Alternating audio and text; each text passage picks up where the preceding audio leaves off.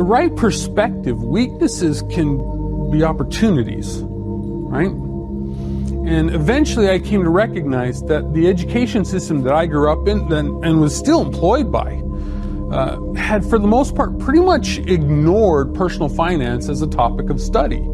Until probably, I'd say it was about 2005, it started to gain some traction. And so I decided that that's what I wanted to do. And I developed what I call the real-world classroom teaching model for personal finance classes at high school. However, at the time that I first developed and had the ideas for my model, I really wasn't ready to do anything about it yet. See, back then, all I felt was anger and wounded pride. And as we all know, life has a way of humbling those who need it. And I can assure you that losing everything as a result of your own choices, that's a humbling experience. Right? But probably the worst part for me, the part that kind of acted as a catalyst for my spiral, was really my health, both physically and mentally. Now, the pictures that you see on the screen, those are taken about 30 days and I'd say roughly about 45 pounds apart. You know, when I was going through that bankruptcy, I was devastated and I really felt betrayed. And my problems overwhelmed me and my digestive system basically shut down. And I started losing weight at a really scary pace. Not to mention, depression and anxiety, they really sunk their teeth in and took control of my life. I started making some really bad choices, including an attempted suicide. This picture is actually of the wristband that they gave me at the stabilizing unit of the psychiatric ward that I was admitted to after my attempt. I actually keep that by my desk so that I can see it every day to remind myself that I am not immune to extreme vulnerabilities.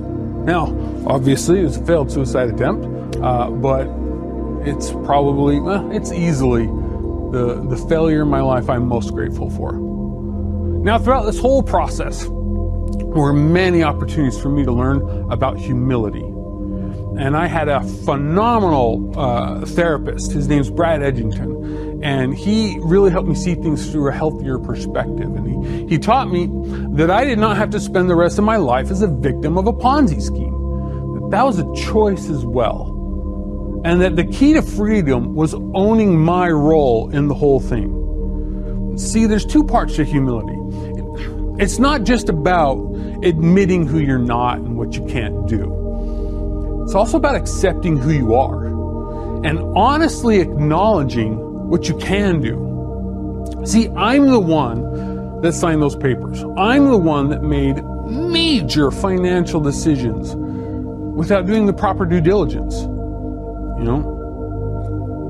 I'm in control of those kinds of things. And I'm the one in control of whether or not I make those kinds of mistakes again.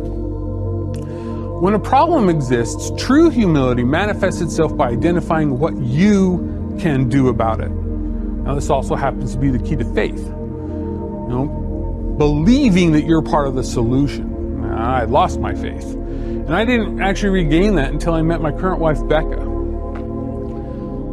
It was about probably, I was early on in our relationship, I want to say it was about the third date when I kind of felt like she deserved to have it all laid out in front of her. And so I sat her down and I said, look, if you think this has any potential going anywhere, there are some things you should probably take into consideration. And then I just kind of went down that list. I'm about 10 years older than she is. She was in her early 20s at the time. I'm divorced and have 3 kids, right? I'm bankrupt. I didn't really have much money and didn't really have a job. And I was getting excommunicated from her church.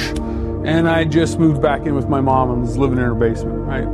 Like, this is the greatest dating resume in the history of mankind. And I'm pretty sure this is exactly what her parents had been praying that she would fall in love with and bring home one day. Regardless, though, Becca, she saw things in me and saw potential in me that nobody else saw, not even myself. And she taught me that you are not defined by your last decision. You're defined by your next one. And Becca really helped me regain my faith. My faith in humanity, my faith in God, even my faith in myself. And that's critical.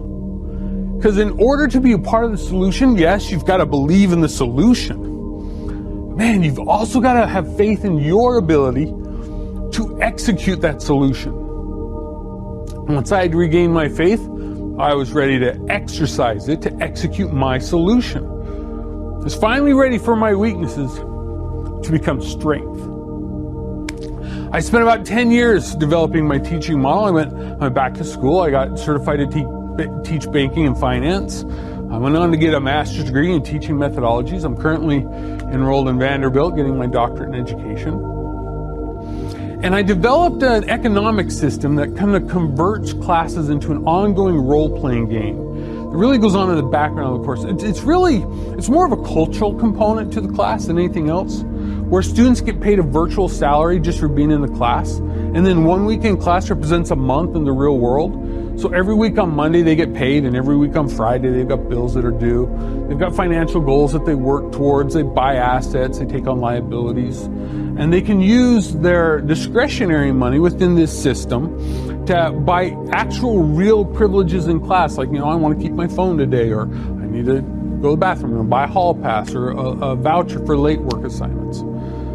They even buy points that then get applied as assignments in class. And so, when a grade comes due, if you've been budgeting wisely and learning from your mistakes, write me a check. You get an A. If not, you get whatever you can afford. Now, all these other decisions you've been making, now they carry weight. Now they have consequences because we've made the money real. You're making real financial decisions, right? Honestly, it's amazing, and I absolutely loved fine-tuning it in my own classes. Because during that time, probably more than any other as an educator, I got addicted to the impact that I was making in the lives of my students every year. Pretty soon I was speaking at conferences, and other schools were interested in how they could do what I was doing as well.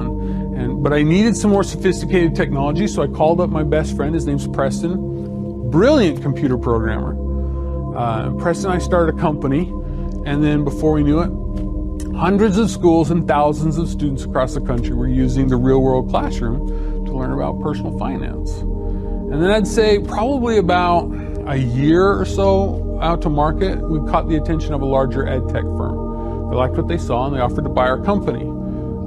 Ironically, for more than I lost in the Ponzi scheme. And so the decision was made in 2019, and we sold. And now they're about to surpass the 100,000 student mark.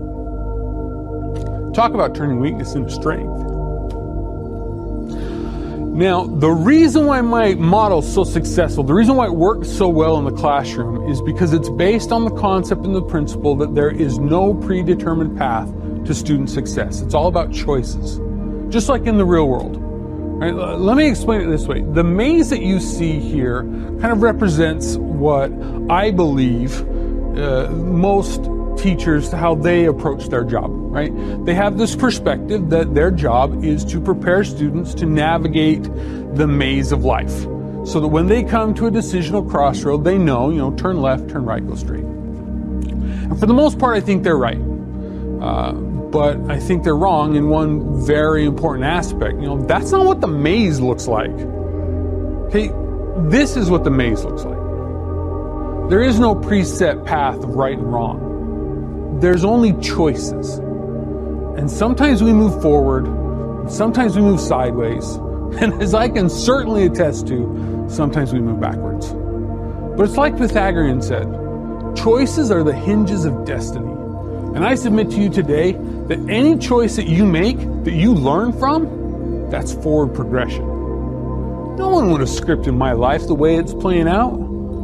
But through the process of converting weakness into strength, through humility and faith, I've been able to achieve levels of success and regain levels of happiness that I once thought were lost and beyond my reach. And that's a process that we can all take advantage of. Thank you.